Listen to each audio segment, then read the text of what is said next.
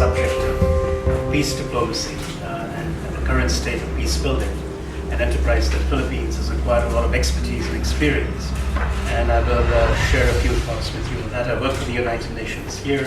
I see colleagues and familiar faces in this room. Welcome to you. And for those of you I haven't met before, my greetings. And hopefully you'll enjoy the rest of the afternoon. I must apologize, I'll have to leave a little earlier by 3:30 because of an urgent meeting that the resident coordinator has called and some issues that require collective attention. But let me not delay further. Let's share some ideas with you. And we gather here today on this occasion. There are three sort of extremely important changes that are taking place around us that affect the way in which we go about the business of peace. All three of them impact not just the methods we have used, the approaches we use, but the relationships and partnerships that we build in our work. And they impact certainly the Philippines and the community of peace builders in this country who have worked so hard over the past few decades, years and decades to build peace and to sustain it.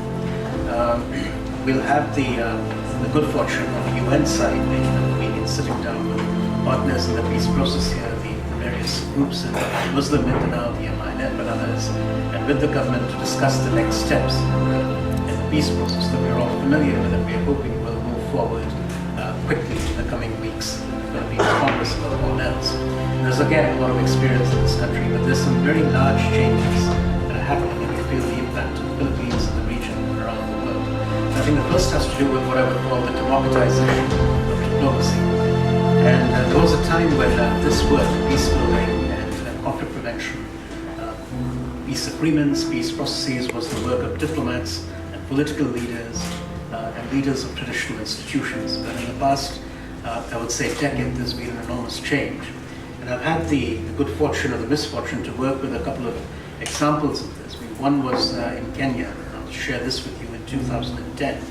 And my colleagues here who are from Africa, from Sub-Saharan Africa, might be familiar with this example. And this involved a referendum around a new Kenyan constitution that was developed as part of a peace agreement signed in 2008 between conflicting parties after a meltdown in the 2008 national elections.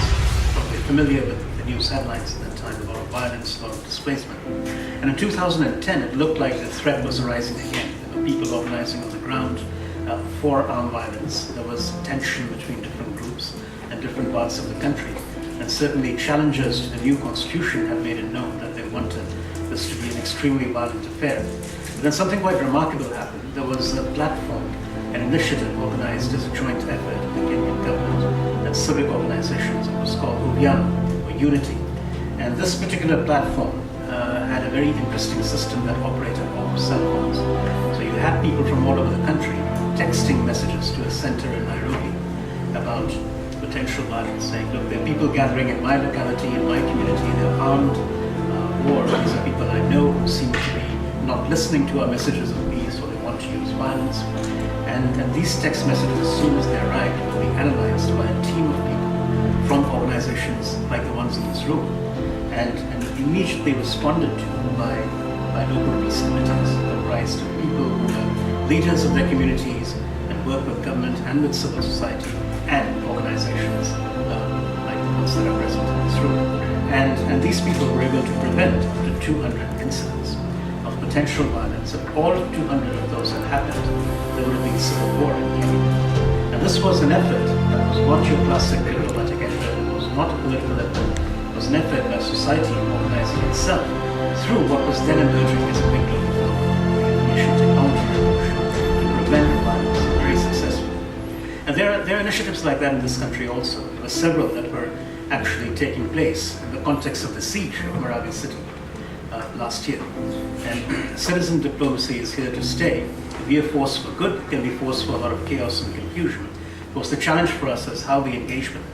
And of course, it's not just citizen diplomacy, but when traditional leaders use the social media, as we all know these days, that can also lead to chaos and confusion. So there's a lot for all of us to learn on how to use this new medium, how to work with it. But clearly, diplomacy and peacemaking and peace building are no longer the domain of the tools we were used to that we used to work with.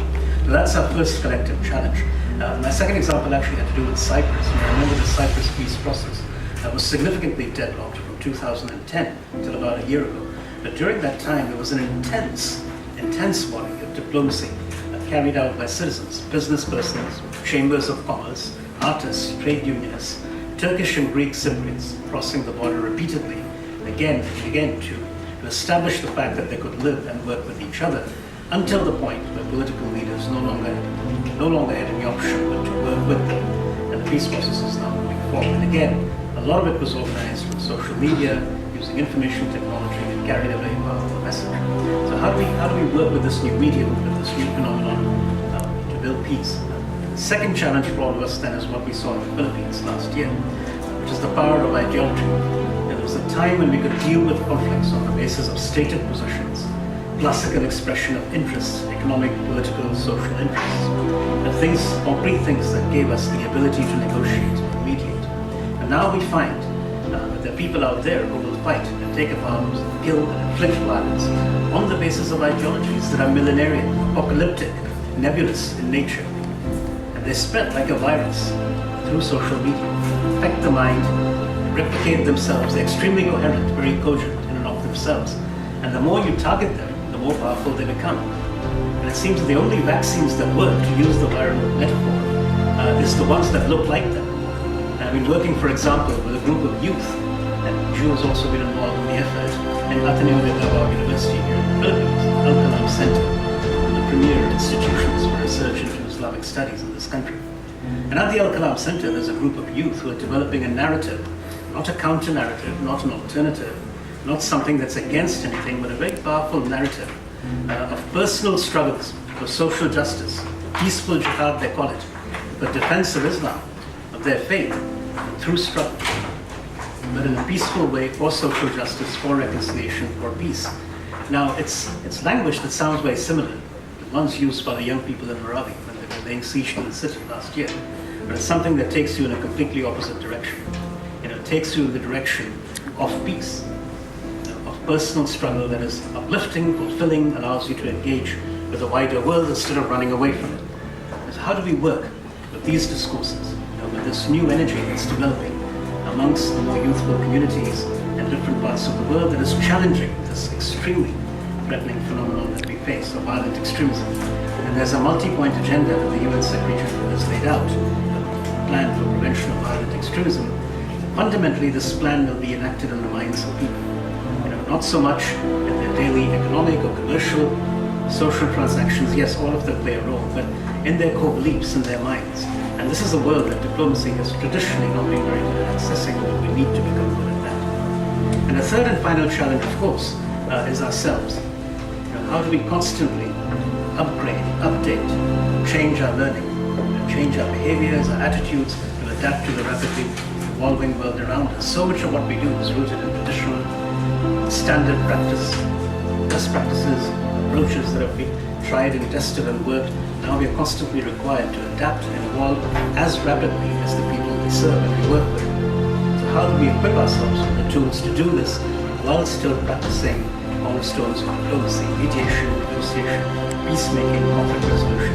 How do we work on all of that in this new world that's developing around us? These are the challenges we face today, and we as the UN certainly look to our host country, to the Philippines, which is constantly pioneered and innovated in this area. We will continue to do so. Of course, there are others around the room whose home countries are also doing the same. I mean, all of you have remarkable experiences to share in this regard. I've had the good fortune to work in Nigeria before now. There's remarkable experiences of peacemaking and peace building there. So we look forward to learning from all of you, and thank you again for sharing your time and your ideas this afternoon.